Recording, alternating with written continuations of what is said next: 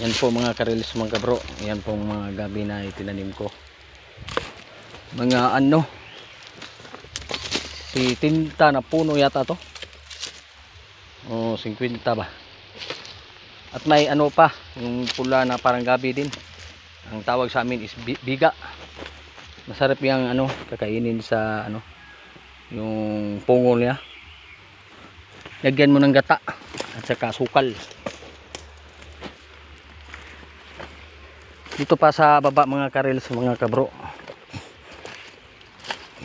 Dito.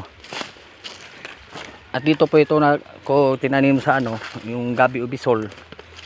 Dito sa ano, yung nilinisan ko o tinaniman ko ng saging sa ano, malapit na kalsada namin. Yung na upload ko nung ano, yung past videos ko. At update na rin ako ng yung saging ko na tinanim. Ito ang buhay na bila.